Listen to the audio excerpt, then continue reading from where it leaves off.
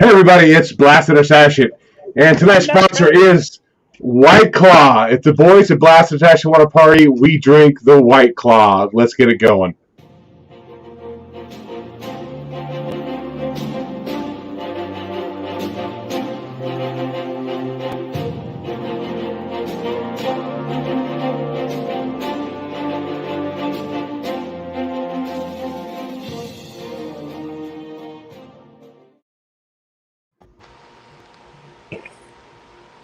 Mike, how you doing? Since Dave's vagina is a little moist today,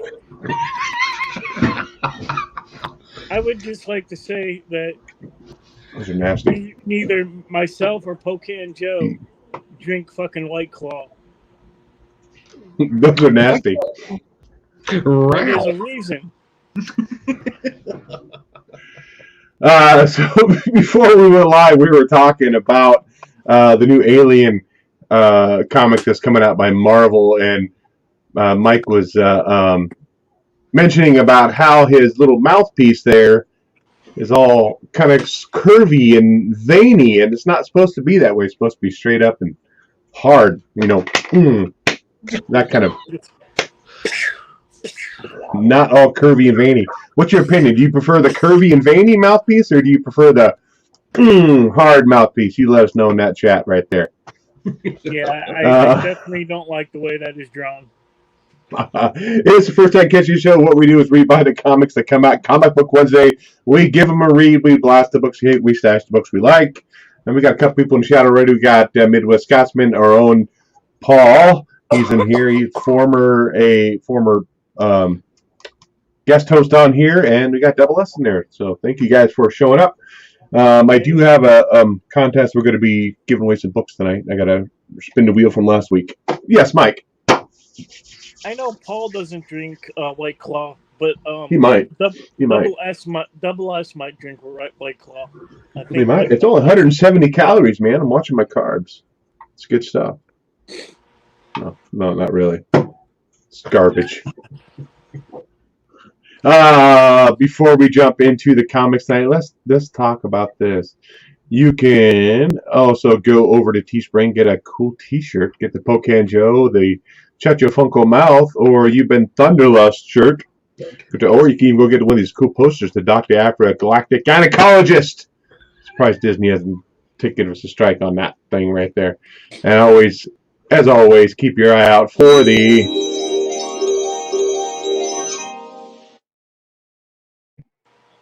I got a whiskey dick Alien has a whiskey issue. Dick.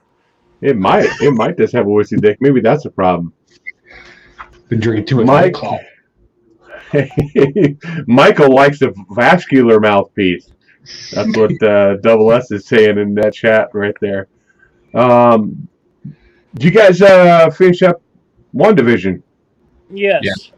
Yeah, I finished that up today too. I don't think we're going to go into it. I didn't have a big spoiler to me like I thought it was going to have. I was expecting something really big to tie into everything else, but it didn't have that, and I was kind of bummed out about that. So was everyone else. They were specking on Doctor Strange to show up, and Mr. Fantastic, and Mephisto. They mentioned Sorcerer Supreme. They mentioned him. They mentioned it, yeah. But really, everything's just Captain Marvel. Everything's going to Captain Marvel. It's all Captain Marvel. Yeah, pretty much. Do you prefer her as Captain Marvel or Brie Larson as Captain Marvel, or do you really give a rat's ass whichever one? I like this character is playing the Jessica Rambeau character. I like her. I think she's interesting. But the whole scroll post-credit thing, I'm not really into all that. So I don't know. We'll see. Joe's been drinking. He meant to say Monica. Yeah, he did say Rambo. I did say just. I was thinking of that one cap. Yeah, Monica Rambeau. Ms. Rambeau. Monica Rambeau. Is a Rambo. You're not expendable. Ms. Marvel. You're not expendable. That's what she says. I did pick up a couple books this week. So, one of the other kind of local comic shop, a little further away. I catch it every once in a while. I don't go there like daily. But they post something on Facebook saying, "Hey, I had a great day. Stop by Neverland Comics. Stop by Rogue City Comics." I'm like, "There's no Neverland Comics." And all of a sudden, there was a brand new comic store like 2 minutes from where I work.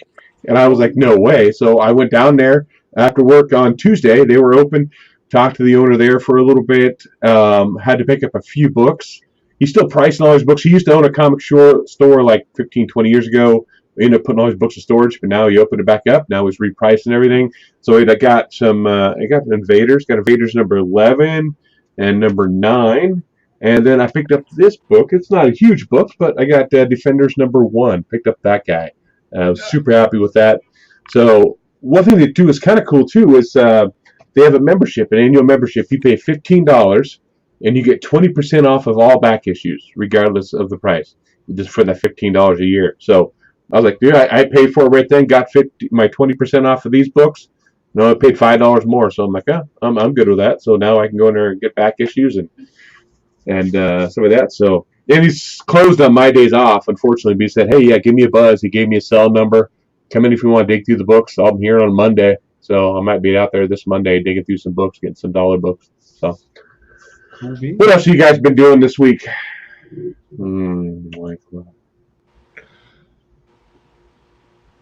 Joe, whoever, Mike, whoever. Open floor, I'm here. I've been doing a lot of designing, trying to figure out these Wolverine claws and how we're going to make them spark and make hot claws. Been working on that idea mostly. Tomorrow I'm going hunting. I'm taking a day and I'm going to go pheasant hunting. Oh, really? Okay. Yeah. Not comic hunting, pheasant hunting. Pheasant hunting, real hunting. Well, it's real. Not anymore real, but no, I'm going out and shooting animals. Hunting and gathering. Manly stuff. Mike's sleeping, it looks like. Maybe that's what Mike's been doing. Sleeping. Pretty much. You take that Pepsi white, how to be white training yet? No, I work for a good company. How to be less white, that's what it is, sorry. Yeah, that's Coca-Cola, sir. Oh, sorry. All right. No, working. I started watching that show Debris. Watched the first episode of that. That was pretty good. Kind of X-Files vibe. So I used to love the X-Files. So episode 3 of The Young Rock aired. Watched that. And what was it? The Spring Convention Funko thing was this Friday. And I didn't have to leave the house and got every Funko I needed right through the internet. Oh, really? Yeah. Like, shit, I can't think now. Dead Man has his first Funko. Was able to get that. Spectre, too. Spectre has one. A couple others. You'll see them. Spectre, Dead Man, kind of like the same character for each one, though, right? Yeah. Boston Brand. That's who Dead Man is, right? Yeah. For Marvel. Or is he for DC? Dead Man's DC. They're both DC. Okay.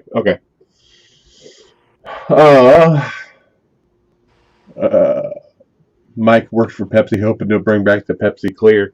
We got 9 people watching. We got 5 likes. Let's try to get the number of people watching and likes the same level. Let's do that. Give us a thumbs up there if you would.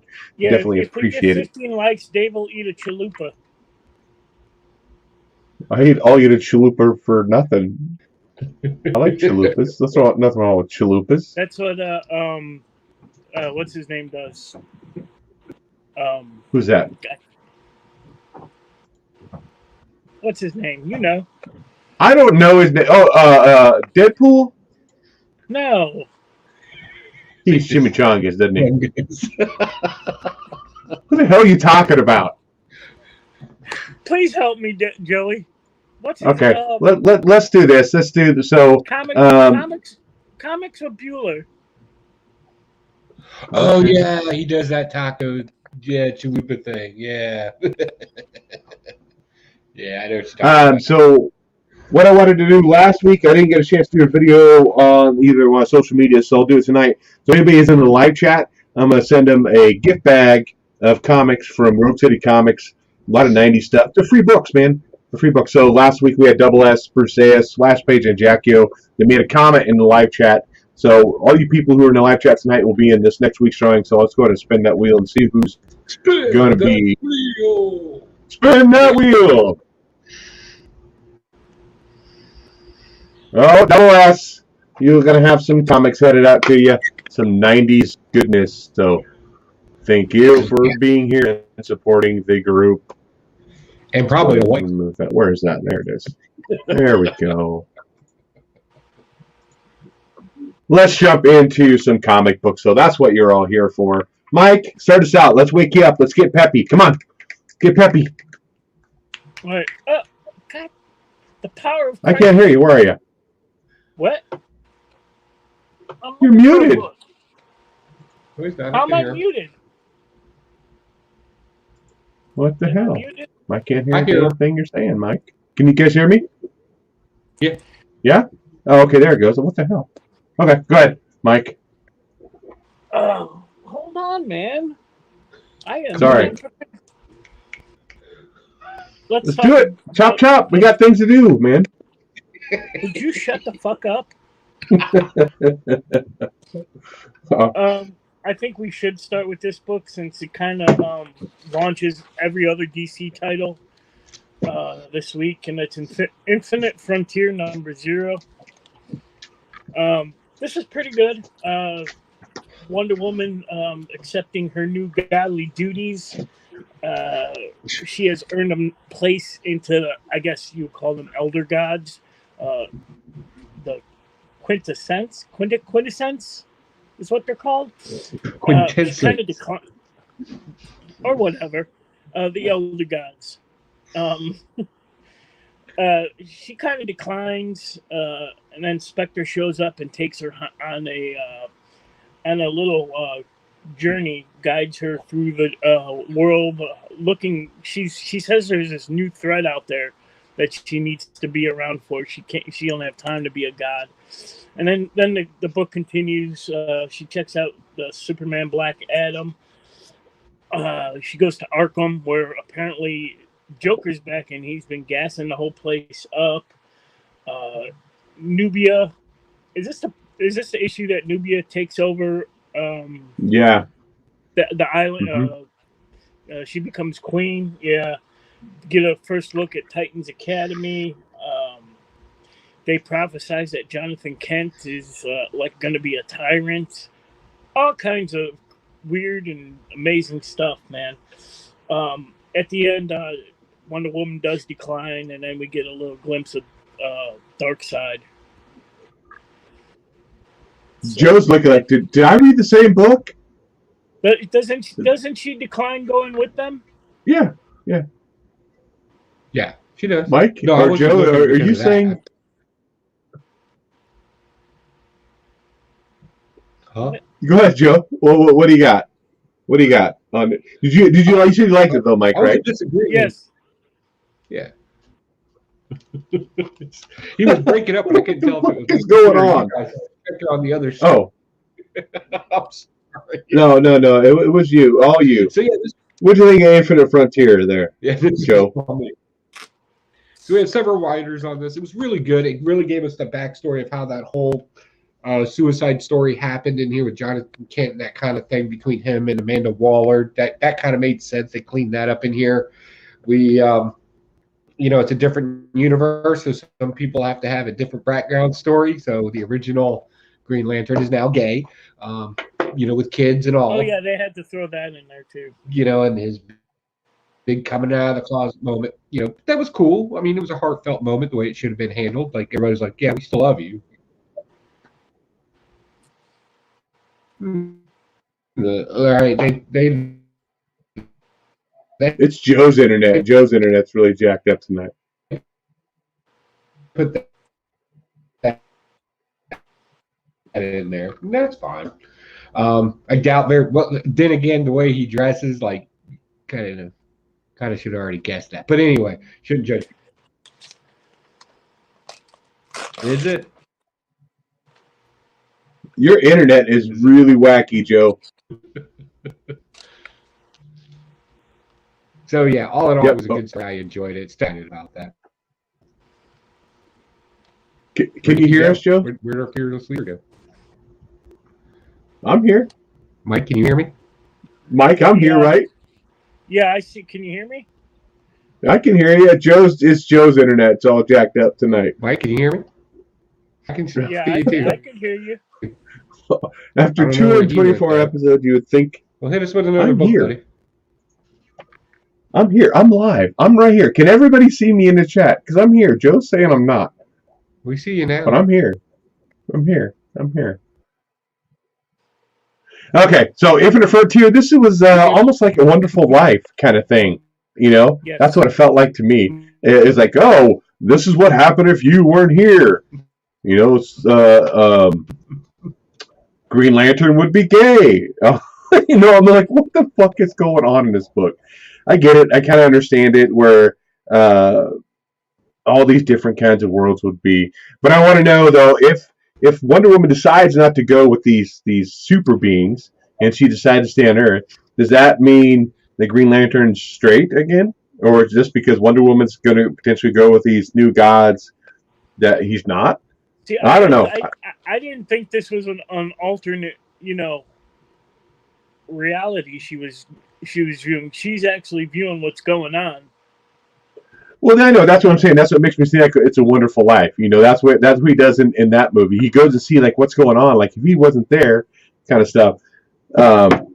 I don't know. It was good. It was decent. It's nice to have. How much was this book? Was it $10? No, $6. Pretty good sized book though for $6. You know, a lot of story.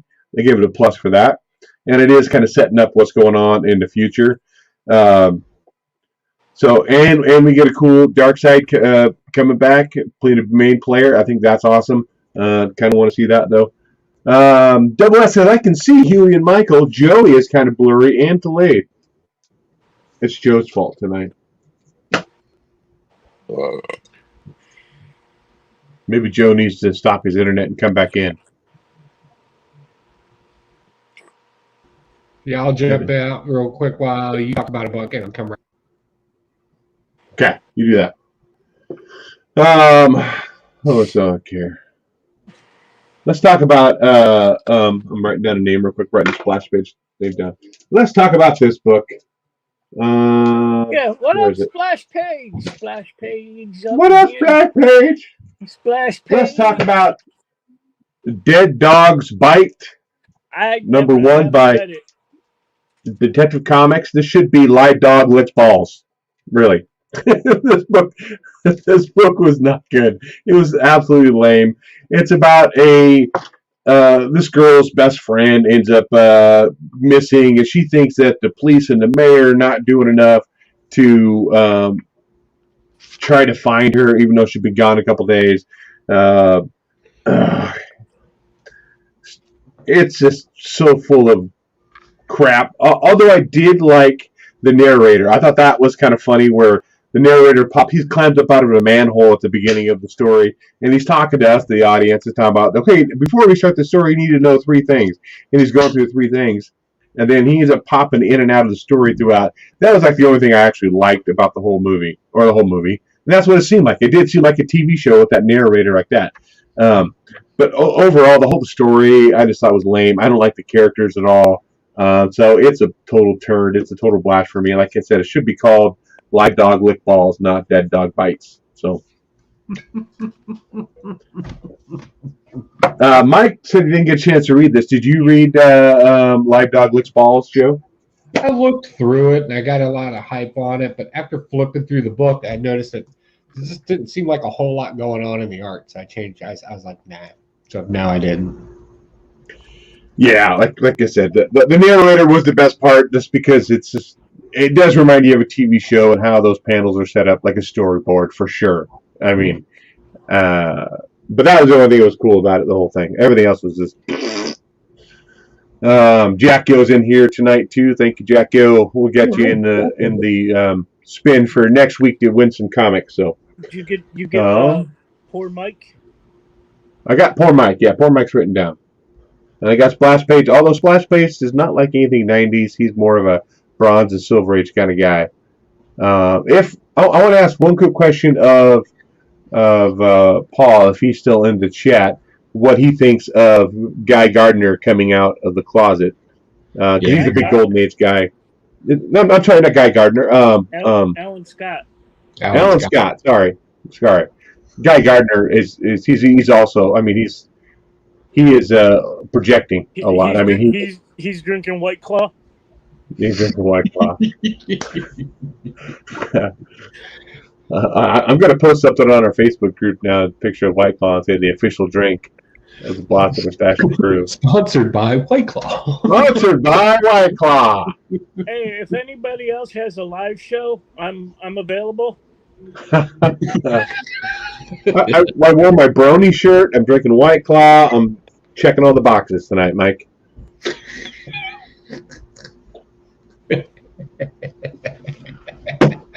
Hey, Joe, why don't you give us a book? Okay. Let's talk about X-Men Demon Days. Oh, God. Yeah, here we go. All right. So I just want to say, I won't even support that young lady. Fuck her. I am not a Momoko fan. I seen the inside of that book. No thanks. Sorry, go ahead, Joe. That's my not a problem. Please spill out your dismay. So I didn't think it was too bad of a story, and the reason why I didn't think it was too bad of a story is because it wasn't an X-Men story. It's actually a Japanese. I don't know how these writers are getting away with this, or if people are actually editing this stuff.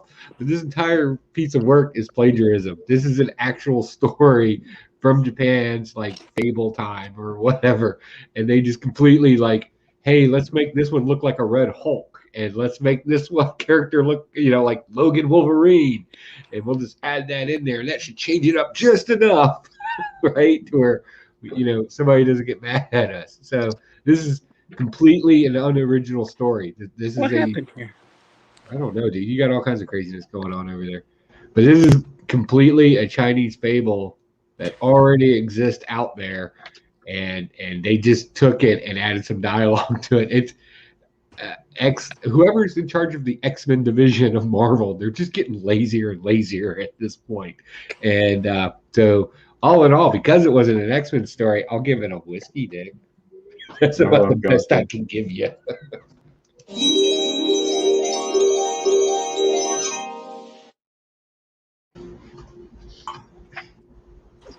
I wasn't super excited to read this book, but adding the Hulk in there as that one character, adding the X-Men or Marvel characters in there in this fable, it kind of reminded me of that one book that it came out about 15 years ago, where all the Marvel characters are in Old English. I have them, and I forgot who wrote them. It ain't 1802, is it? No. Yeah. 1801 or something like that. Yeah. Or 1701. Yeah, something like that. It kind of reminded me of that, because it's taking this older story and somehow pushing these X-Men or Marvel characters into this story, and that's what they're doing here. They're pushing it into this fable. What is that one character called? That's the Red Hulk. Then you have the Venom too, as a snake that's inside that building that comes every year or whatever. And this is the first time I think I've seen her do entire story versus just doing a cover too. And like I said, I'm not saying it was bad, but I won't be picking up issue 2, because I really think that after this issue it will just get worse. Rogue City said it's 1602. Yeah. Okay. Yep. That's, I think, is it Neil Gaiman that wrote that? Was it Gaiman? I think it was. Yeah. So it kind of reminded me of that, where it just shoved those characters in there. Overall, no, it's not really my cup of tea. I mean, if somebody is really into Japanese history and culture, I can see where they absolutely love this. But this definitely is not for me, and I'm not picking up issue 2. I mean, it kind of the reason I got it was Momoko's kind of hot right now too. Everybody just makes her buying everything she does, and I just don't quite get it because I don't necessarily like her art. I mean, it's okay on some things, but definitely not my cup of Japanese tea for sure. So, you see what I did there? Yeah, let me take a drink of my White Claw. White Claw. It's like a New York Seltzer with alcohol. All right, Mike, what do you got, bud? Yeah, Mike. What do you got, Mike? All right, we'll talk about Sensational Wonder Woman #1. So this is first issue. Should be spectacular. It's not. You find out Wonder Woman's trapped in some nightmare world, kind of like Wanda. Yes, sir. It would be sensational, not spectacular. Just enough. adding that out there. Okay, go ahead. Sorry.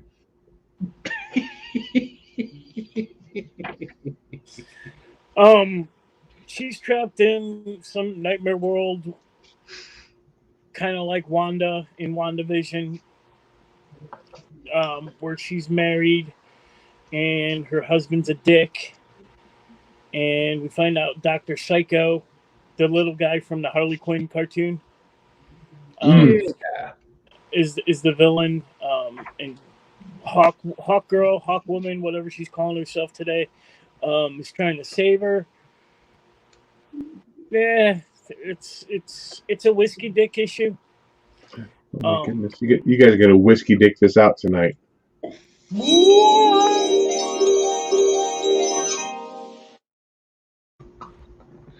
Go ahead, Mike. At the end, Hawk Girl frees her, and she has what was it like in this nightmare? And Wonder Woman's like, oh my god, it was horrible. I was married. And that's the end of the book. This is the first issue of a new Wonder Woman, and this is what they give us. So, yeah, whiskey dick. I'll pick up this cover's amazing. I'll pick up issue #2 to see if, it gets better. But out of all the DC books this week, this is probably the worst one. Yeah, I didn't actually read this one, but I'm looking through the backup story with the Nubia. Oh my god, that art is awful. Yeah, I didn't even read that. I don't even care about. They gave me no reason to care about Nubia at all. I mean, art on the main story seems okay.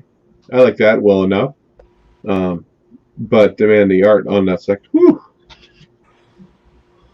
Back up on that thing. That's just horrible. Yeah, I haven't got a chance to read this, and I just flipped through it, and I think I got the gist of it right there, just by the last sentence about. It's just one story. It's not like continued in next issue or nothing. It's just, I don't know. Double S said he'd rather be drinking Zima than White Claw. They even make Zima anymore? I don't think they do. But I could be wrong. I don't know. Joe, did you read Sensational Wonder Woman? No. No. I wish I would have picked up that cover though, Mike. I mean that other cover you got is definitely better, I think. Let's talk about this.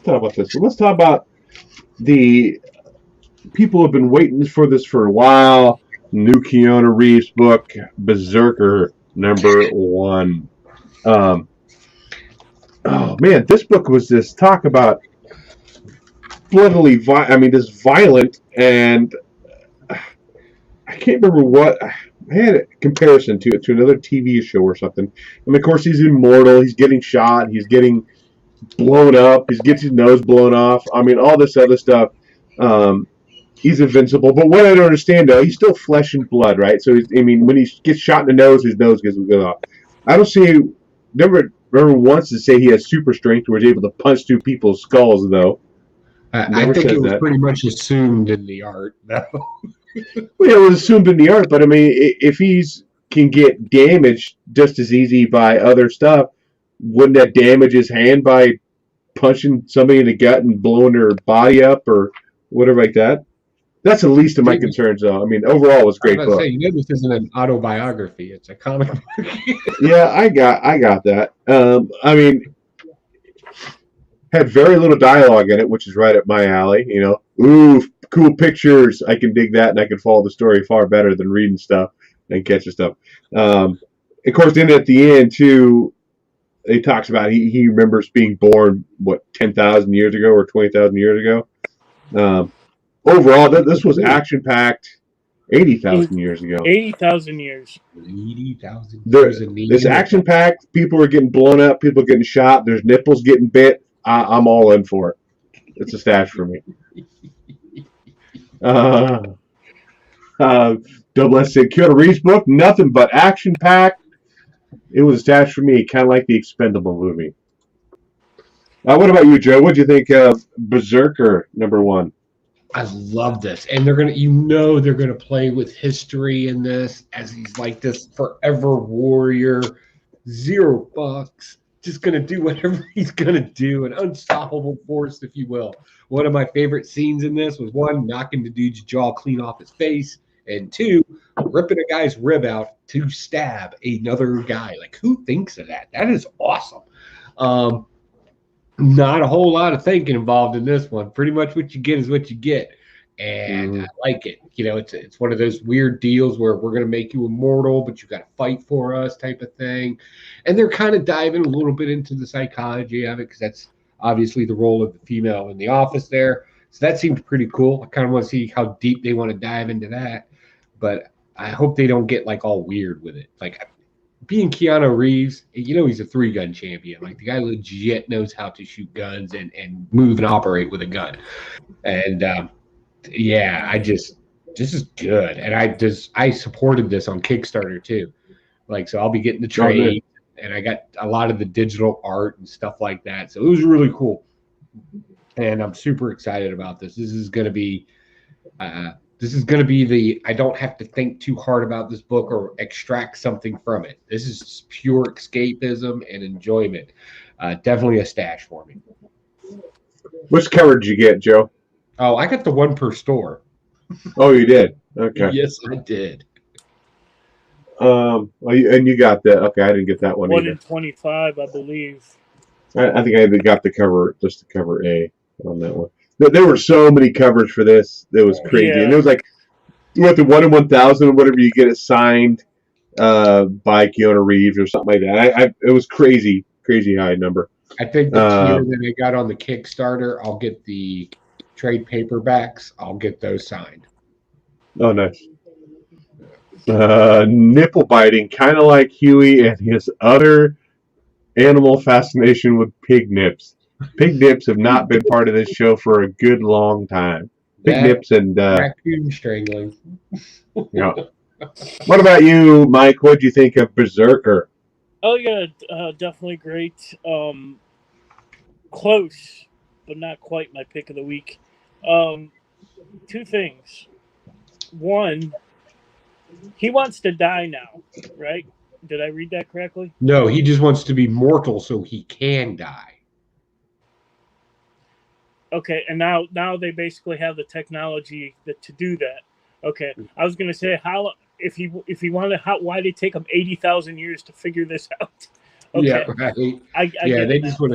They just want to take away. Let's pretend that if we put Wolverine in the thing, and we're like, okay, we want to take away his mutant ability, but we don't want to kill him.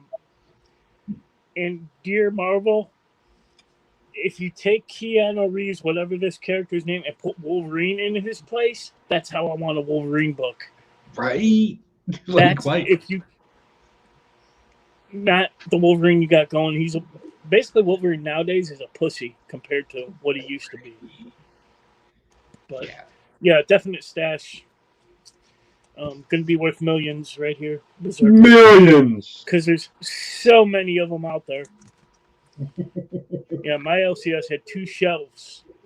Usually it's just a little section of the new books. I walked into mine, and he had the 1 in 100s, and he did the 1 in 25s. He had a whole spread out there, and I was like, God, I'm not buying. I stopped cover buying. I'm not just buying covers anymore. And then sure enough, Wayne comes around the corner, my comic book store, and he goes, I know which one you want. I already got it up front here for you. So just get what you want and then come to get it. I was like, it's the one per store. I was like, perfect. Real quick before we jump into the next one, if you are watching, you have not made a comment in the live chat, do so now. That will get you entered into the book giveaway for next week. So make sure you do that and get your name written down. It's free books, man. Free books. Smash Blades reminds us that Berserker was a video game back in the 80s. Yeah, where you went around shooting lasers at robots. I think. Yeah. Is it based off that character? No. This was actually the first panel in this is actually based off of a meme with Keanu Reeves sitting in a park. Oh, is it? Okay. Yeah. The picture of him moving all lonely. Yeah. Double S also says nail on the head. He agrees with Mike about the whole. This needs to be more like this is what we expect from Wolverine, not Bill and Ted's Excellent Adventure guy. Whoa. Okay, Joe, you're up with something. What do you got for us? Oh, let's talk about something. Batman. Let's hit up some Batman. Did y'all pick up Batman? Yeah, of course I did. So apparently we got a load of first appearances in here. We have another female activist, villainous. And then we get Mr. Saint in here as well. And then we find out our mayor may be dressing up like Scarecrow. Because I don't know why. And he also may very well be the one that's responsible for all the other stories that you read this week that all reference to break-in over at Arkham Asylum. That may very well be Scarecrow, which I think, and if you don't know who Saint is, Simon Saint, he's the guy that's kind of starting the whole magistrate thing. So now we're connecting our future state. They're touching tips. Future state and what's going on in a regular Batman book, they're connected. So we got that storyline. This is obviously a little bit in the past than Future State was. But still, I'm liking this new Batman. You know, like everybody recognizes he's not poor. Like we're going to be led to believe, right? Like he's like he's a millionaire, like $1 million instead of, like $46,000 a year type of guy, right?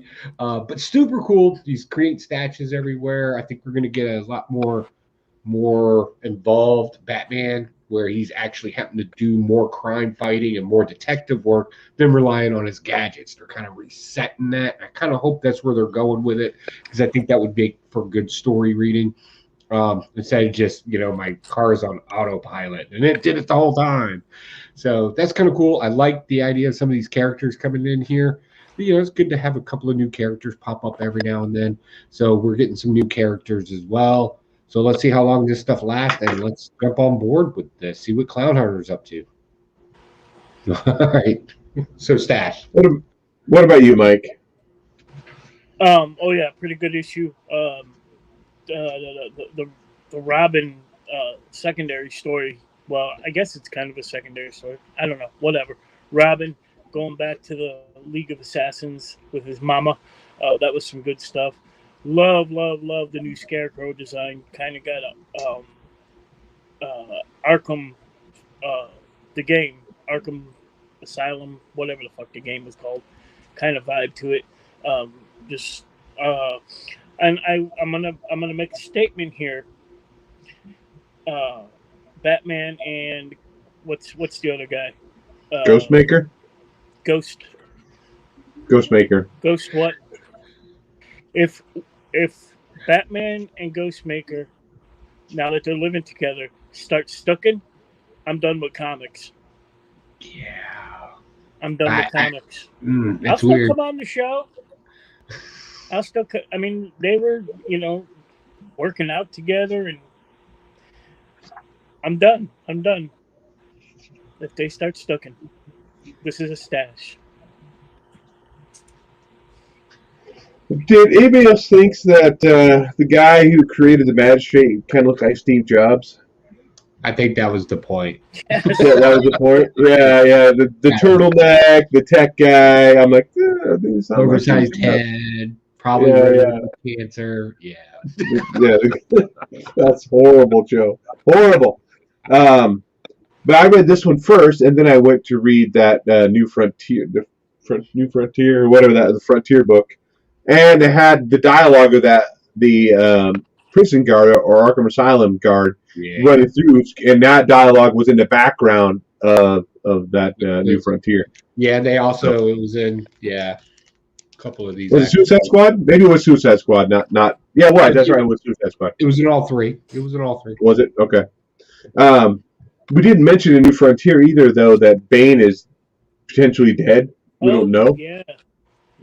He got hit with the Joker gas, so we think it could be dead. So overall, this was great. I do have a question though. Like this Ghostmaker is such a badass, and said the Batman doesn't do it right, and he needs to actually kill people and all this stuff. And yet this dude's working out, punching on a punching bag with the shorts to say "peace" on him. What the fuck is that? That does not fit I think he's trying to be like ironic. You think he's trying to be ironic? Is he trying to be like Alanis Morissette? Isn't it ironic? It is. Don't you think? A little too ironic. It's like rain. Yeah, I really do. On your wedding day. Like 10,000 spoons and all you need is a knife. It's just crazy.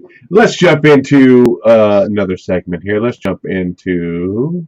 Hopefully they are ready.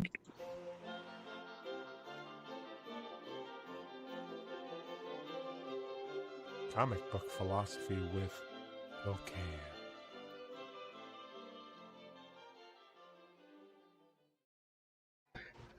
All right, so Mikey's going to take a nap, and we're going to blow through this one this week. We're going to talk about something that you hear a lot, and it's a term, and it's more of a literary term than it is actual philosophy. It's called root philosophy, actually. We're going to talk about nihilism real quick. You've heard it. You generally associate it with just about everybody out there, but there's all types of forms of nihilism. So let's break down just the base root of it and see how vindictive this thing really is. First off, we talked about Friedrich Nietzsche before with his epic mustache and everything else. He was the only component or person that would speak out that nihilism does not mean atheism. The two don't necessarily have to go together. So what is nihilism in its base form? It's just a base philosophy that springs into many other types of philosophy. So you got existential, you even have optimistic nihilism, which is weird, like laughing into the void type of things. Overall, the negative expression, the torment of life, its fundamentals, its concepts, its dogmas, its religion, it's all meaningless. Right, is kind of the base root of just nihilism by itself. It's all worthless. So immediately people want to say something like, well, Thanos would have been nihilistic. Well, that would be wrong because he only killed half, right? And he thought love of death was something. True nihilism doesn't even bother with that notion. The whole concept of love has no meaning or ground or basis whatsoever. Anything that you have, anything you believe in, anything you do is just real garbage at the end of the day. That's a hard way to live, but that's why it's just a root, because nobody's really that negative. If you are, like, you're on a totally different plane than anybody else. So if we wanted to look at nihilism in its most functional form for characters in comic books, who can we look at to actually get a better example of it? We're going to kind of cover this real quick. You can look at Dove from DC. He was kind of a nihilistic comic book character who thought that everything just needed to be beat up and destroyed and torn down. You could also deal with Evil Ernie, Bullseye from Daredevil. That's probably the best case example right there about how just even life, right, can just be destroyed at any given moment. It doesn't matter. So what's good, what's bad, the meaning of life, any formal beliefs that you have are all just garbage, because deep down inside, we're all just garbage people that just exist. Nihilism, and you're welcome for that.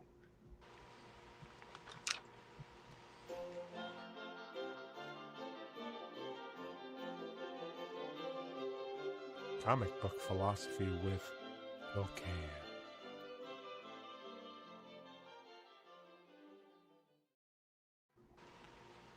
Thank you, Joe, for that. Maybe Maybe Mike. Great one too. I forgot to mention if you really want a good example of a hero that's a nihilistic, you can always go to the comedian from Watchmen. Well, wasn't that one guy from Powers of X, House of X that had like the wasn't a nuclear bomb inside it, but it was like he's the one that pulled the mask off and blew everything up in Powers of X or House of X.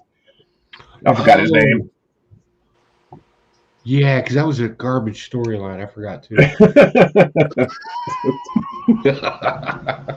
Let's jump into another book, why don't we? Mike, you have been sitting there so quietly. What do you got for us? I was reading about Heroes Reborn. Oh yeah. Does it look good? Please. Didn't they do a Heroes Reborn like in the late 90s, early 2000s? Yeah, remember when Franklin Richards created that pocket universe and they erased everybody? Or I did not read comics. I quit reading comics in like 95, and I had to read comics again until like 2015. So, whole 20 years there I missed. Yeah, that's right before I stopped collecting as keep this all happen. And then Rob Liefeld and Jim Lee, I think Rob Liefeld He came back to Captain Marvel. America. But anyway, Swamp Thing, number 1 of 10. So good.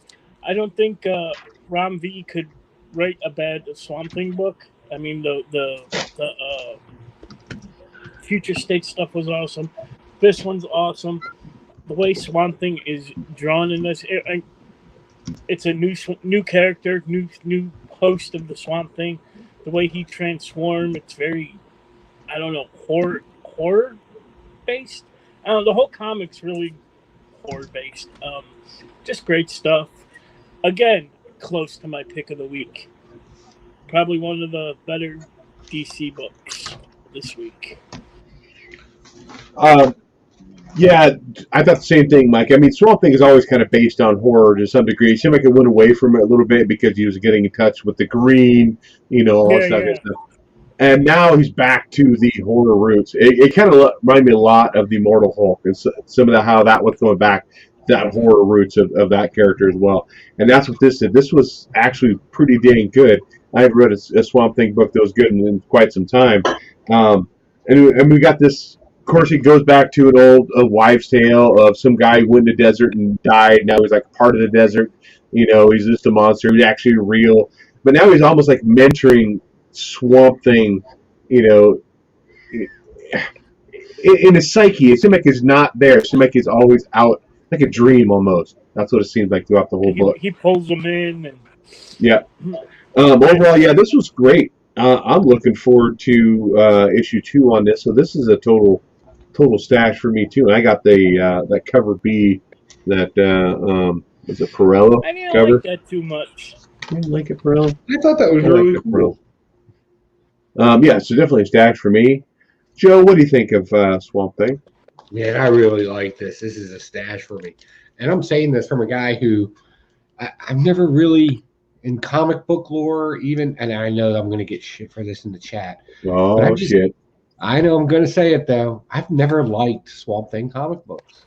Like, every time I read them, it was just too, like, the guy's all mopey and sad, and then he, like, does a couple of cool things, and then that bullshit about the Green.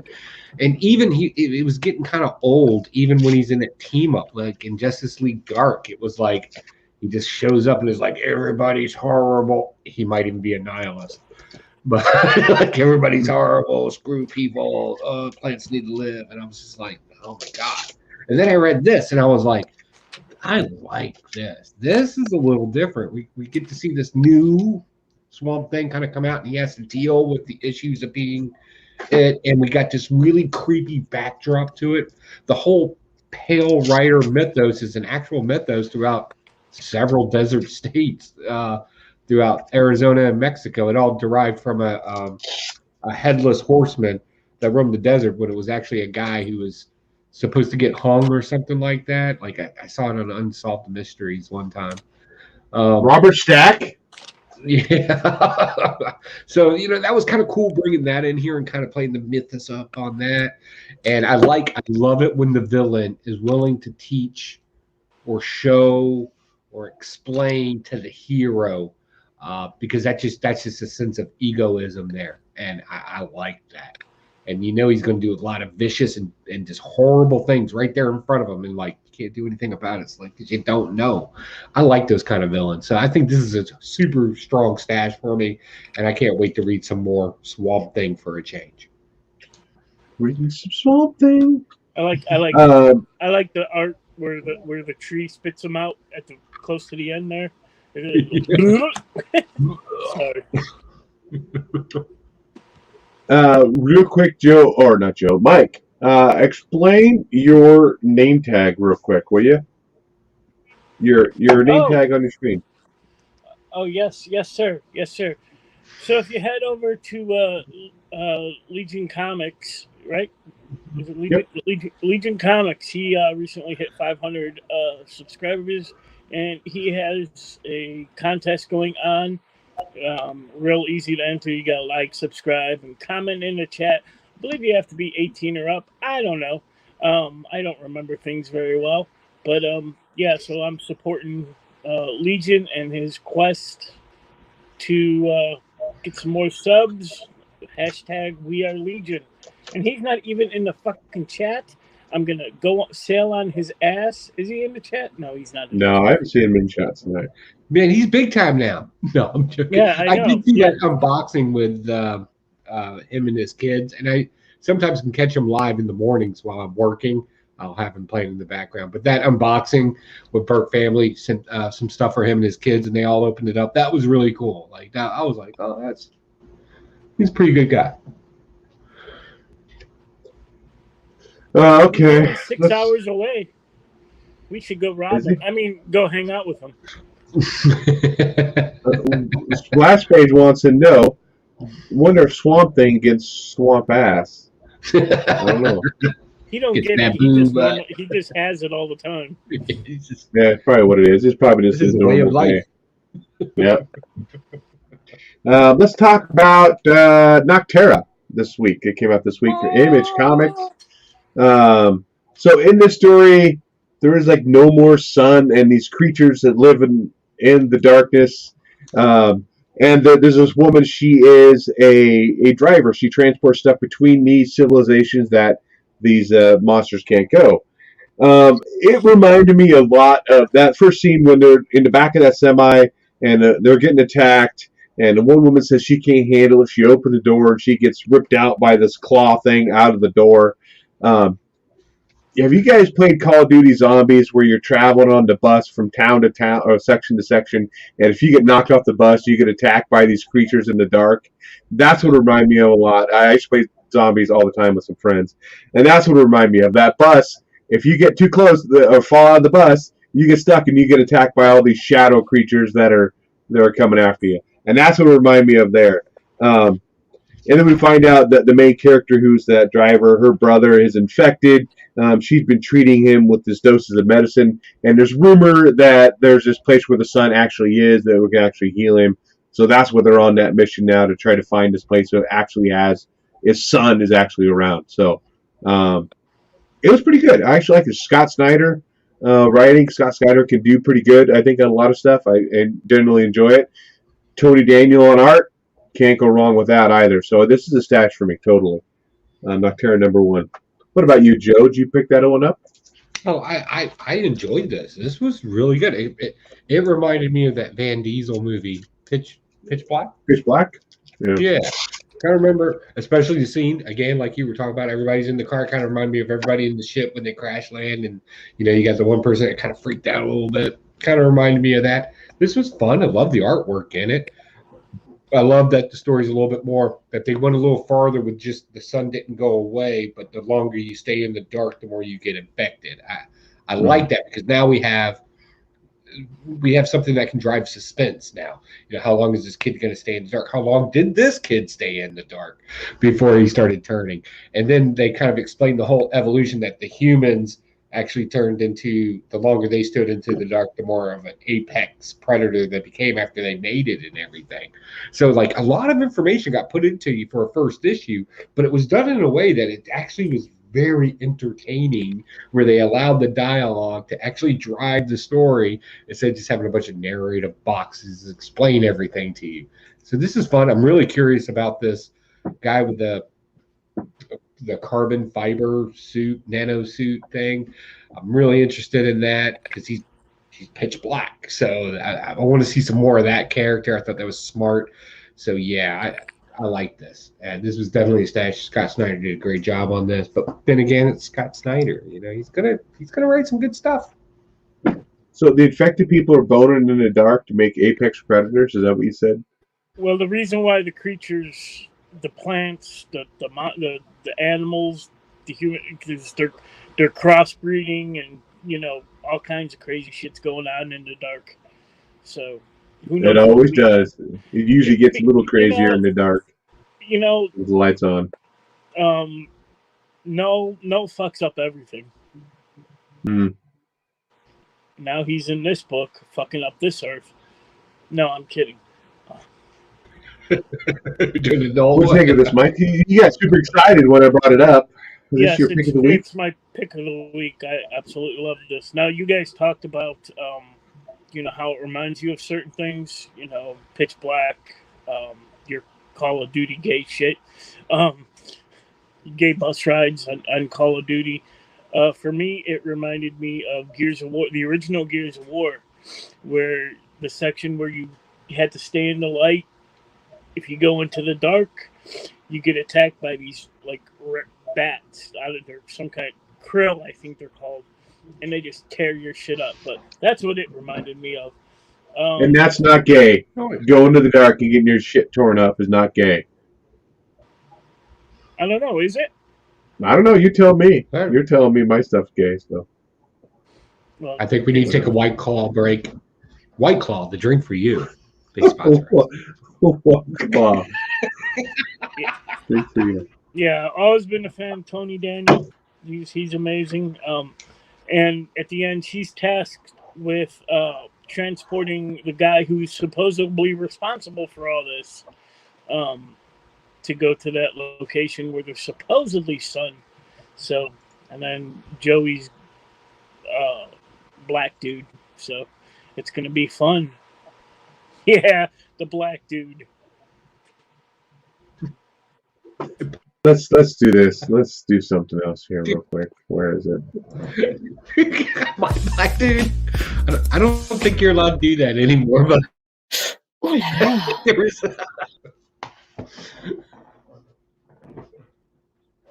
you got a meat and potato pick, Mike? I do. So I got home from work late. For some reason, fucking every Friday, something happens. One of my trucks was 3 hours late. So I was able to get a nap in before the show, which I'm a little bit more lively tonight. Yeah.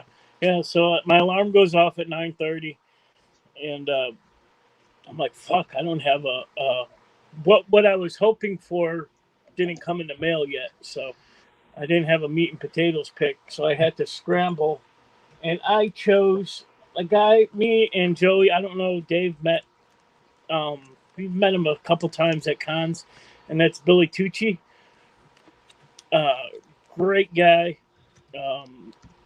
Part of the American Legion. The dude's cool as all get. Big supporter of the vets. Just an amazing. You could sit there and talk to him for hours. He'll sit there and talk to you. But anyway, this is Shy or She, number 11.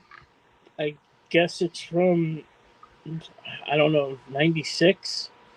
It's not really a great meat and potatoes cover, but it's got a little bit.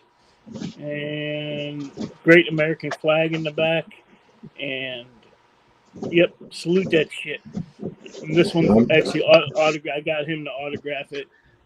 So, got a little meat and potatoes going on there.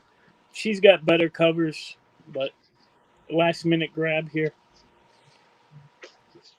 Here, this is meat and potato. I just grabbed this out of the box. This is part of that 90s long box I'm getting rid of here.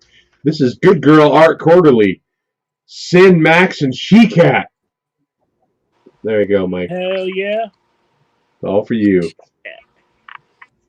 I don't think has any there's Torchy. Yeah, wasn't Torchy a Golden Age or Silver Age character? I think so. Yeah. It wasn't the Human Torch's sidekick. That was Toro, I think. Yeah, no. Torchy is the female character here. I'll look it up. I'll you know. We got time for one more book. Why don't you give us a shout there? Joe, go ahead. What do you got? Me? I want to talk about my pick of the Joe. week. No, mine.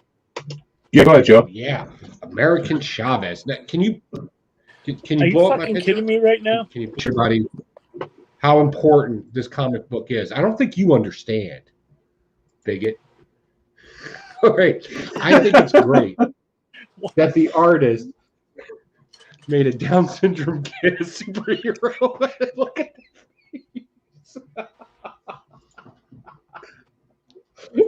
You want a peanut? Okay. So yeah, this is going to be a blast, right? And we all know why, because this is somebody that's doing like little quick sayings, really quick, like America from the block, you know, and stuff like. Oh my God, this thing was just so cringy, and it wanted its little one-liners and it wanted its little taglines so bad that like every other dialogue box in here is that. Now, I will say I did not know the character America Chavez. I was not in comic books at that point. I was in the military doing very different stuff then. But when I read this, I was like, okay, No, so she's what's fairly the deal? new. Right, it's fairly new, but I was still in the Army when she first came out. A couple years ago? No, she came out. I think she's older than that. She's older than that. No. Yeah, because you got to think I retired from the Army in 2010, so she's older than that. Slightly. I'll look up what you're talking about. Look it up what I'm talking about. So the writer of this, and what's the writer's name? Because oh my God, oh yeah, it's that Vasquez person. All right, and I say person because I think they don't identify the way I would identify people, so I say that person. So regardless, this thing is just somebody trying to get. Have you ever seen a Karen, like the worst Karen, that's like trying to be smart and always does this, right? That's what you get in this entire Down syndrome character as they're rolling through this. It is so bad. Like the story's just not. There's an example.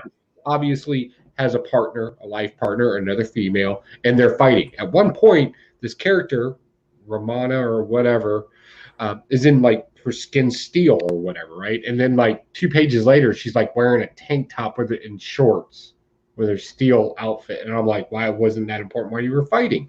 Also, you know this is a horrible comic book because they have chipper dialogue. Chipper dialogue's like, hey, when are we going to meet your parents and tell them that we're gay?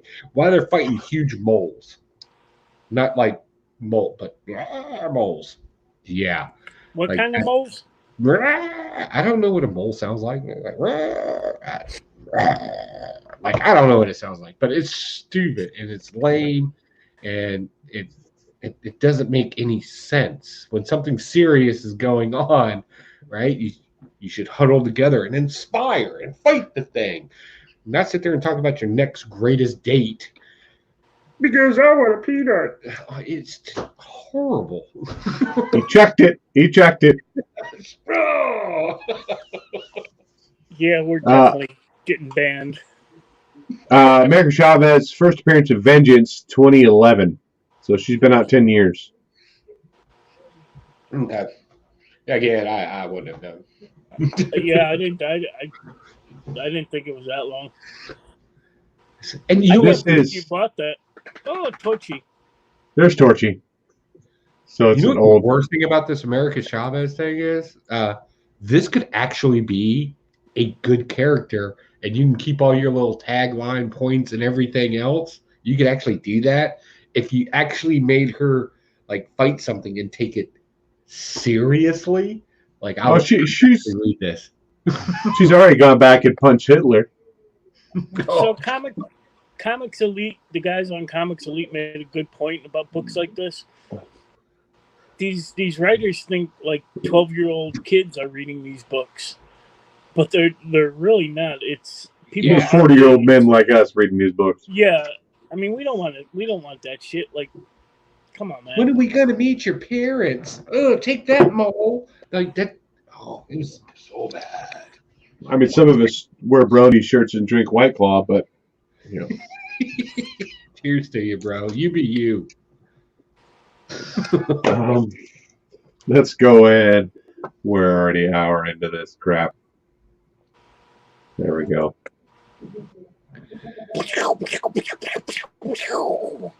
Yeah, I don't have sound effects to it yet. I was too busy. I got your sound covered. You got my sound covered. Thank you, Mike. Go ahead, Mike. Give us your lightning round shit.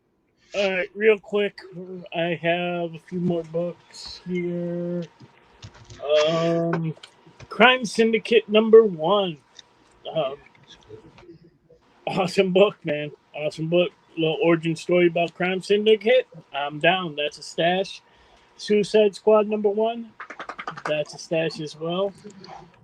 So, Joey inspired me to buy Avengers Mech Strike #1 because he said it was halfway decent. I read it. It was halfway decent. #2, you get the inclusion of Kang. Kang's being a total dick in this, which is actually pretty funny. So these are whiskey dick issues. I mean, I'm not. Why do they have to wear mech suits? I know the reason why, but it's like you couldn't come up with something better. Man-Bat #2 versus the Suicide Squad. That's exactly what you get in here. Don't like the way this ended with him sitting on a couch with Harley Quinn about to give him some therapy. Oh, wow. I thought it was something else you were going to say there. Woo! What was I going to say, Dave? I don't know. Sitting on the couch, ready to give him some White Claw. I don't know. This episode brought to you by White Claw. Yeah. If White Claw contacts us to be like, I'm done. Some books I haven't read yet: Star Wars: The High Republic #3, and Star Wars: The High Republic Adventures #2. I haven't read Thunderbolts #3 yet. I believe this is so good. I believe that's the final issue, and I have Walking Dead Deluxe #10 already. And that is it. I picked up The Boys #1. Oh, I'm sorry, Crime Syndicate #1. This reminded me a lot of The Boys. You know, the superheroes are bad guys. That's what it was. Suicide Squad #1 was pretty good, with Amanda Waller, of course, doing her sneaky shit, trying to take control because she feels like she's not in control. They break Talon out of Arkham Asylum to be part of the Suicide Squad. So that was pretty good. I'm not a huge Suicide Squad fan. I did pick up the Walking Dead Deluxe. I think I'm going to stop picking those up. I'm just going to try to, at this point, I could probably try to find those older issues roughly for what I'm paying for the Walking Dead Deluxe. So, some of them, not all of them. Not like the first Michelle, not like the first. Like the first 20 are all key books. Are they? Well, I don't know. Yeah. You might have better luck in Virginia. When you move here, we'll take care of you. Yeah. And I did pick up the King in Black handbook. So this is just all talk about symbiotes and their first appearance and their background and their history. It's kind of cool. I mean, especially if you don't know anything about any of these characters, you're just getting into the comics. Say King in Black is your first big Marvel event you're getting into. You definitely probably want to read this in order to understand what's going on. And Mike's pulling out his boner. Is it a shut your Funko mouth moment? Is it what we're doing? No. Mike thought Michael said a little orgy about Crime Syndicate. I mean, we could pull out your boner. What? What? This episode brought to you by White Claw. Oh, White Claw. Pulling boners out everywhere. And not be able to do a damn thing with them because you're drinking White Claw. I hope it doesn't get you that way. Joe, what do you got for your lightning round? All right, lightning round. Thunderbolts number 3. This ends this particular story here, but oh my god, I want some more of this. This was great. It left it on some curious cliffhangers here. Are we dealing with the real Taskmaster in this? Because he pulled his face off at one point, threw it on the ground. We have an unusual, eclectic group of people, and they're witty, and it's funny, and they're sarcastic, and yeah, I want some more of that. Plus, I love it when bad guys do things, and trust me, this probably reminds me more of The Boys than Crime Syndicate if you read this. It's great. I'm surprised nobody else picked this up. Captain America number 1. Guess who it's not about? Captain America? Yeah. So, yeah, we already know where that's going to go. This is really about Winter Soldier and the Falcon because, that's going to be a show. Yep. Soon. And apparently Captain America is filled with so much self-doubt that he gets by with a little help from his friends. All right. Let's see. Crime Syndicate. Love this. This is basically the Starro story that we all know. Starro and his little things that take over your mind. What happened if that happened to the Crime Syndicate? But we get a cool origin story about Ultraman in this too. And that was super cool, super fun. Really enjoyed this. Definitely a stash. And surprisingly, I've noticed I've only blasted one book, Whiskey Dick 1. The rest of them have been pretty good. My pick of the week is this Suicide Squad number 1, believe it or not. Normally not my kind of pick of the week, but I'm super interested in this book. One, not because of Peacemaker, although I do think it's kind of cool that he's in this, but I'm really curious about the dynamic of this team. And that's not a comic book thing. This is general curiosity. How do you stick these functional characters together and actually make them something? And you throw talent in it. What do you got, bud? Yeah, you mentioned the dynamic of the team. I'm glad we're getting away from the movie Suicide Squad, the Harley Quinn, and we're getting just some random characters thrown together. That's the Suicide Squad. Expendable characters. That in here too. It's not a set thing. Anybody, even Flag was like anybody could die at any given day. The Suicide Squad should be an ever-changing thing, and they actually kind of break that down in here, which was super cool. The Peacemaker, I have a couple of old comic books from his first run. I don't have like a number 1 or anything, but I have a couple of the Golden Age ones. And, it was campy and cheesy back then, but that was what was cool back then. I like the attitude of the guy, but I don't know. He's just kind of off-putting with the whole helmet and the weird ridge thing. Although I do like his douchebag attitude. I'm sorry? I said, fuck John Cena. He's the only reason he's in that book. Yeah, probably. Fair enough.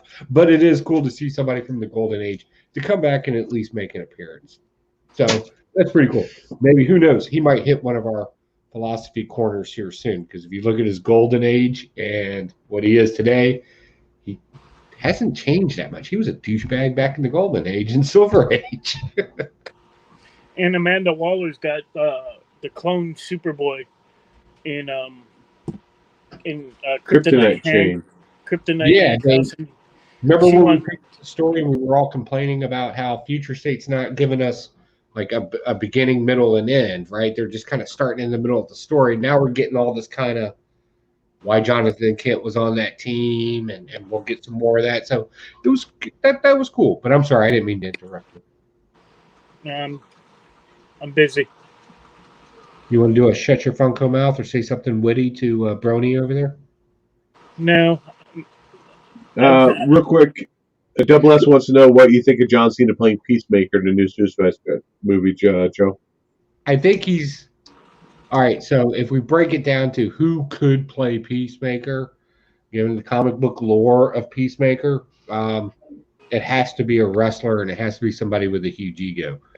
So John Cena would work. Let's see what happens there. I wish they would have updated the costume a little bit if you're going to throw him in there. But let's be honest, if it wasn't going to be John Cena, who else would it be? The Rock, right? And I'm getting kind of rocked out, right? Like I'm kind of. So yeah, throw John Cena in there. Let him be a douchebag. Let him do his. You can't see me because I'm a peacemaker. It doesn't matter. Really, you just need an over-exaggerated frat boy with a 45 caliber, and you got a. I mean, he's pretty two-dimensional character. So yeah. So I'm cool with it. Got any last minute things in before we bounce out of here? John Cena sucks. Rock sucks. No. You're in a mood tonight. You blasted more stuff than I did. No, I hate The Rock as an actor. I hate John Cena as a wrestler and an actor. So fair enough. That's with that. We're out of here. Whether you blast it, whether stash it, happy reading. We'll catch you guys next week. This episode brought to you by White Claw. White Claw. The only drink for Mike.